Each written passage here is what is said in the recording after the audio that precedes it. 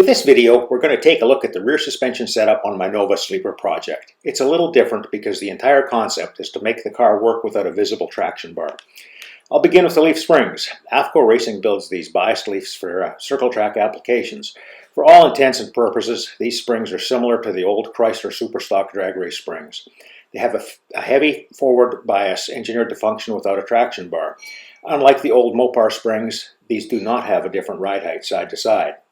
This photo shows how AFCO adds more leafs to the front of the spring pack, and just like Chrysler, they add more spring clamps to the forward section of the leaf spring pack. FYI, there's room for me to add one more clamp in the front segment, but I'll wait to see how it works before adding it. At the rear, AFCO only installs one leaf clamp as shown here. Back to the front of the spring, you can see how one of the spring leaves is installed directly under the eye. The stock front eye includes a conventional bushing. I pressed this out and replaced it with this. The new front bushing is a three-piece setup from Detroit Speed. The way Detroit Speed builds these things, you have the opportunity to move the spring inboard slightly.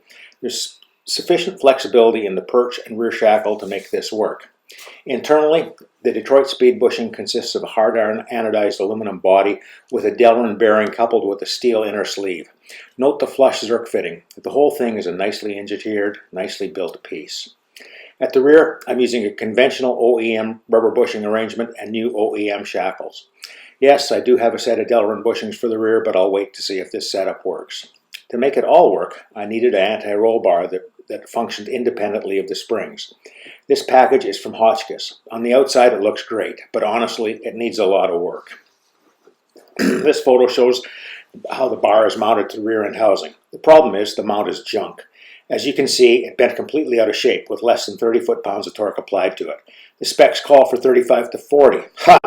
I suspect they use cheap Chinese-built parts, and from what I can determine, the saddles shown here are soft annealed steel. I threw away the supplied mounts and replaced them with these brutes from BMR. They're obviously a heavy-duty arrangement, and they're not about to bend. The other problem with the sway bar kit is the links. They're too short. When I called and complained, Hotchkiss suggested I cut and weld the links. No chance. The supplied link is on top and my fix is on the bottom. I built the links with swage tubing from All-Star. The rod ends are right and left Teflon-lined high-end jobs from Aurora. I made them with a good range of adjustment. Here's the center-to-center length. In order to make the links fit, I used a set of rod end spacers, again from All-Star. They're steel, although you can get them in aluminum. Disregard the bolt, it's too long. I just used it for the mock-up. This is what the link and the top mount looks like installed in the car. There's a heavy doubler behind the top bracket. By the way, I can't finalize adjustment until the car is on the ground at ride height and race weight. Here's the finished anti-roll bar. The idea here is to isolate the springs so they don't have to control body torque roll when the clutch is dumped. In this application, they're simply used to hold the car up and with the forward bias to transmit power to the pavement. The final piece of the puzzle is the rear shock package. I used a set of double adjustable AFCO Eliminator shocks at the rear. As you can see, I mounted them upside down. I've been told they might leak when mounted this way, but we'll see. By the way, the double panel on the inner wheelhouse had to be notched very slightly in order to make room for the compression adjuster. Rebound adjustment is easy to access. It's downstairs. You simply twist the black knob. FYI, this all fits nicely inside a 15-inch wheel. For back brakes, I replaced everything except, of all things, the wheel cylinders.